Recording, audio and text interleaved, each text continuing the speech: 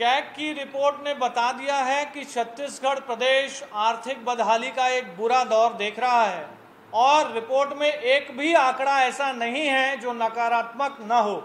एक तरफ सरकार की राजस्व आय कम हुई है, दूसरी तरफ छत्तीसगढ़ ने पहली बार रेवेन्यू डेफिसिट देखा है जो 9,000 करोड़ से ज़्यादा का है। वित्तीय घाटे में भी छत्तीसगढ़ प्रदेश ने नकारात्मक रिकॉर्ड कायम कर लिया है और वित्तीय घाटा जब से छत्तीसगढ़ प्रदेश बना है तब से अब तक का सबसे बड़ा घाटा है 18,000 करोड़ रुपया। देखिए, सीएजी की रिपोर्ट पे आज भारतीय जनता पार्टी ने जो प्रेस कॉन्फ्रेंस किया है उससे दो तीन चीजें स्पष्ट हुई। पहली तो भारतीय जनता पार्टी सीएजी की रिपोर्ट का तथ्यात्मक विश्लेषण करने में पूरी तरीके से या तो असफल साबित हुई या फिर सीएजी की रिपोर्ट के तथ्य उनके पल्ले नहीं पड़े। उनके द्वारा आरोप लगाया गया कि राज्य के कुल राजस्व आय का लगभग 53% हिस्सा सेंट्रल गवर्नमेंट का है। इसमें कोई दो राय नहीं है कि 53% हिस्सा सेंट्रल गवर्नमेंट का है, लेकिन जब से जीएसटी लागू हुआ है तब से राज्य को मिलने वाला अधिसंख्यक टैक्स वह जीएसटी के रूप में सेंट्रल गवर्नमेंट के पास जाता है। सेंट्रल गवर्नमेंट फिर उसे राज्य को वापस करती है और जो उसमें कमी होती है उसकी क्षतिपूर्ति भी सेंट्रल गवर्नमेंट करती है। तो ये स्वाभाविक प्रक्रिया कोई छत्तीसगढ़ के हिस्से में ऐसा अकेला नहीं है, देश भर के राज्यों के साथ यही है। कैग ने ये कहा है कि जो देनदारियां हैं उसके रीपेमेंट में 658% की वृद्धि हुई है।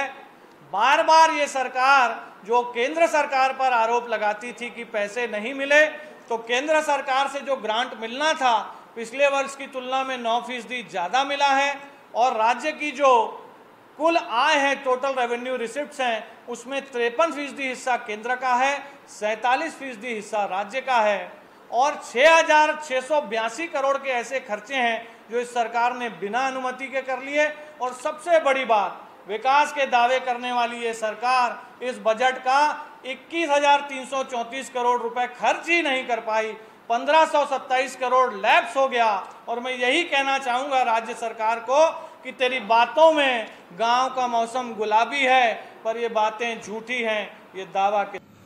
दूसरी बात जो सबसे महत्वपूर्ण बात यह है कि सीएजी की रिपोर्ट के आधार पर विपक्ष भारतीय जनता पार्टी हमारी सरकार के ऊपर एक भी भ्रष्टाचार या अनियमितता के आरोप नहीं लगा पाई।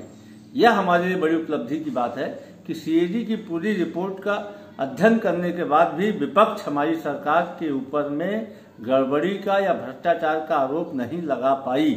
यह हमारे लिए सुखद अनुभूति का विषय है और हमारी सरकार के द्वारा किए जा रहे ईमानदार कोशिशों का, ईमानदार सरकार चलाने का नमूना है।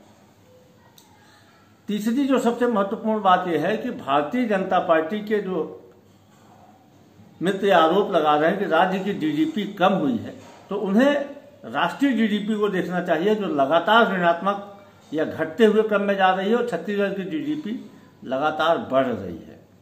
तो कोरोना के समय भी यह छत्तीसगढ़ की जीडीपी राष्ट्रीय औसत से बेहतर है। तो भारतीय जनता पार्टी को आरोप लगाने के बजाय आत्मावलोकन करना चाहिए।